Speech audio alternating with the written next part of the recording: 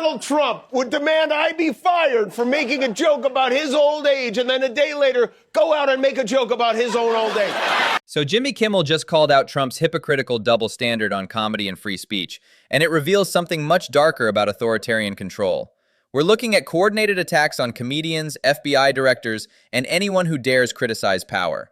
This is textbook authoritarianism disguised as outrage.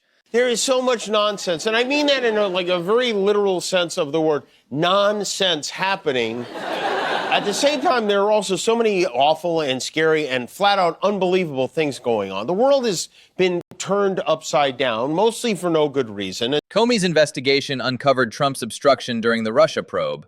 That's why he was fired in 2017. Now, prosecuting him twice for the same alleged crimes violates double jeopardy principles. This is exactly what happens when justice departments become personal vendetta machines for autocrats. Just when you think they've hit peak ridiculous, making a big thing out of this joke, they then top themselves and criminally charge former FBI Director Jim Comey, who Trump doesn't like because he did his job and investigated him. They charged Comey once with obstruction and with making a false statement, which went nowhere. It got thrown out of court.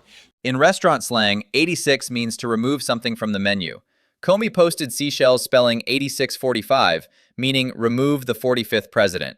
Prosecuting someone for arranging seashells is Soviet-level absurdity.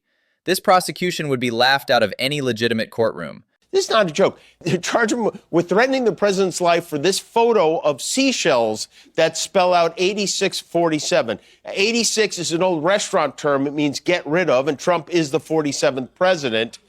Trump's pets in the DOJ are claiming this is some kind of threat or call to violence, which even he should be embarrassed by this. Put that back up. That is not a threat. That is a piece of art your aunt with a beach house would buy on Etsy. The DOJ is supposed to operate independently from the White House. That's basic separation of powers. When prosecutors become political enforcers, you get show trials like Stalin's Soviet Union. Career prosecutors know this case is frivolous, but they're being forced to pursue it anyway.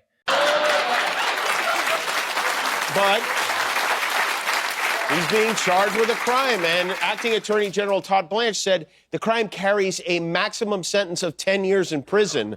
And I'm guessing it's not the five-star Bikram yoga prison he transferred Ghislaine Maxwell to. He also said this wasn't politically motivated. Yeah, they just, you know what? They just don't like people named Jim, is what I've learned. Giuliani went from America's mayor after 9/11 to a complete laughingstock. In the Borat sequel, he was caught on camera in a hotel room with his hands down his pants with someone he thought was a 15-year-old. His credibility evaporated instantly. I have to say it hurts to be called distasteful by a man who farted his own pants off in front of Borat's daughter.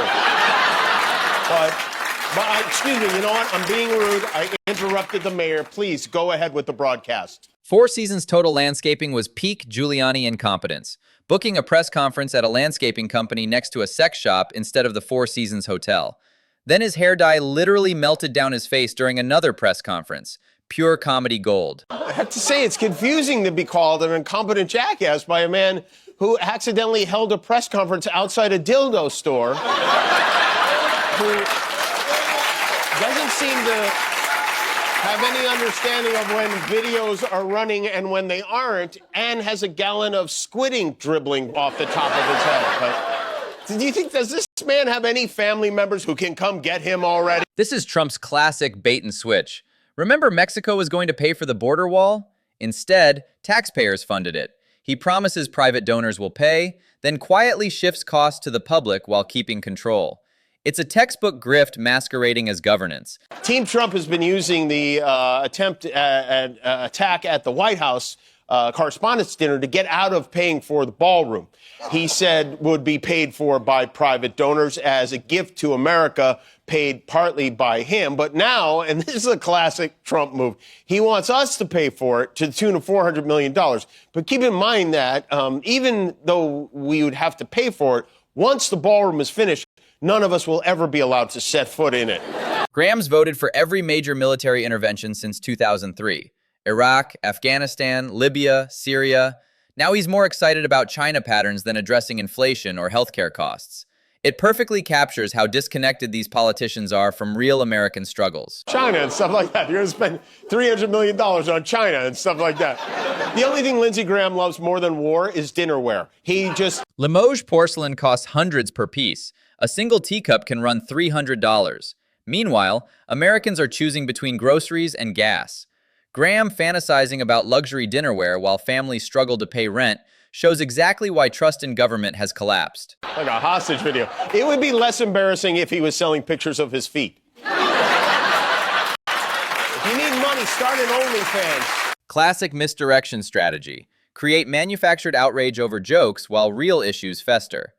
Gas prices, inflation, foreign policy disasters get buried under culture war nonsense.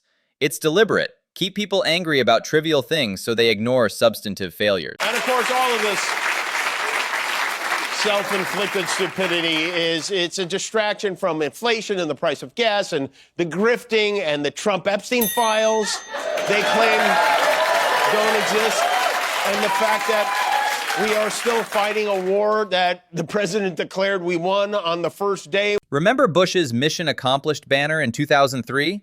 We stayed in Iraq for 8 more years. Premature victory declarations are political theater that trap you in endless conflicts.